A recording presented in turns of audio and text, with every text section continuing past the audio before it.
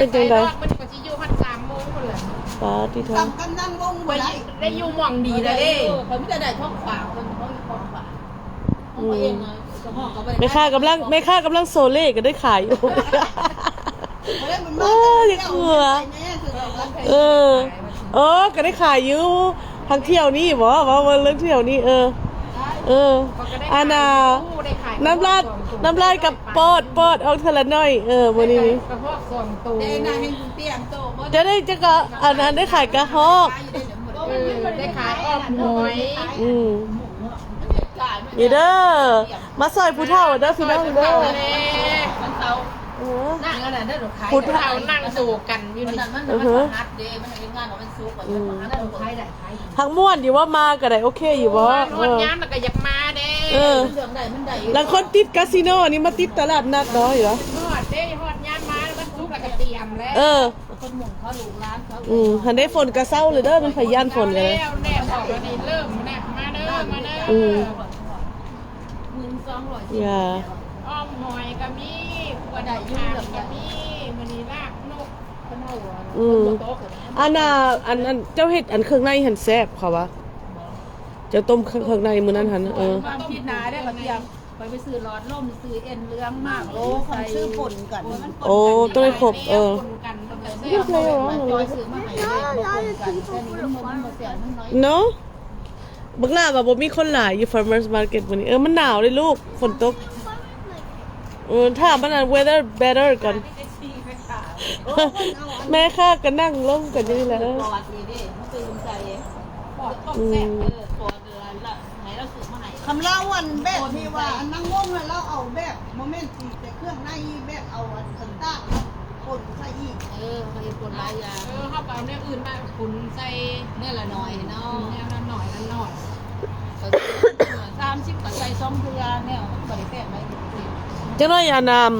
สิเปิดให้อันน่ะแม่สำเต้นอันเจ้าหันอันบ่มีไผเต้นคือเจ้าเลยได้หน้าแห้งเสียมันอยู่แต่วันจันทร์วันที่มาบ่ฝนตัวอีเมลเจ้าเห็นอยู่ว่าเจ้าอันนั้นอยู่อันนั้นหั่นบ่มีไผมีใส่ให้ลูกบ่มีไผมีใส่ให้บ่ได้บอกเขาสิบอกว่าพี่โตเจ้าแลอันไม่ไผก็เห็นเจ้าบัดบ่เห็นเจ้าเองสิบอกว่าพี่โตยังไงก่อนเราปีโต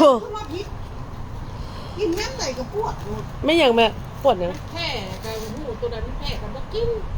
น้องไม้อันนั้นคิดเด้หอยแล้วก็คิดหอยเขากับแพ้คือกันตัวอันโอ้ยตัวมันแพงๆขนาดตัวนั้นแห้งโอ้ยสเตอร์กินผู้ใดเป็นความดันนี่แห้งเฮาวันนั้นเฮาฮู้ว่ามันแพ้เพราะว่าเฮาฮู้สึกต่างแล้วเฮาว่าสิบ่ได้ไปอันห้องหมอเพราะว่าบ่ฮู้ว่ามันแม่นหอยมันพิษนะอันบักแม็กมันขายตอนเฮาไปอันบนแก้วหั่นบนเวียดอันบัดนี้เลยรู้สึกว่าเฮาอันเจ็บท้องเด้อวันนี้ขยะเด้อตัวออยสเตอร์มันบ่สุกเขาไปกินนะต้องอันนั้นปิ้งออยสเตอร์เขาปิ้งคือกันเขาปิ้งพอแห้งแล้วแต่ว่ามันเขากินมันบ่ถูกมันแพ้เขาเป็นอัลเลอร์จีจะไปกิน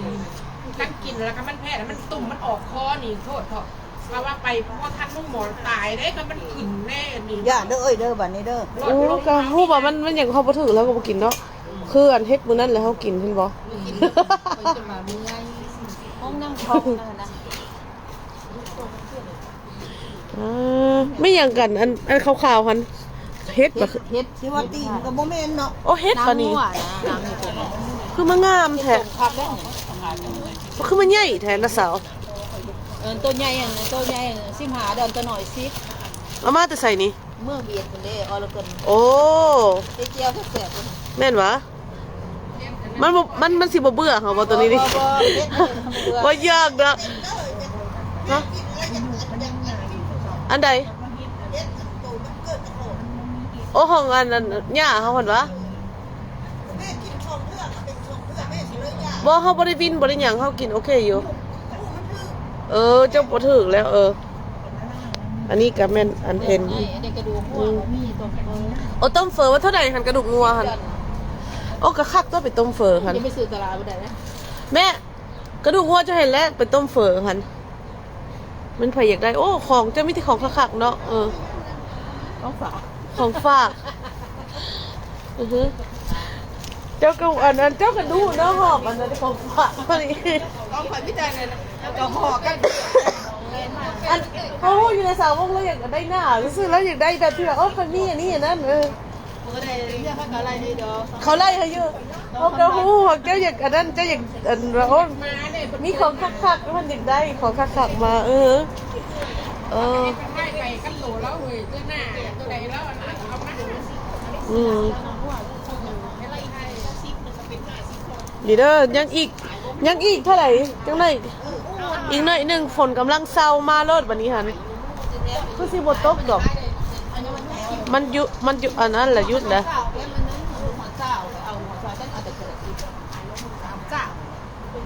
จังเลยสิถ่ายใหม่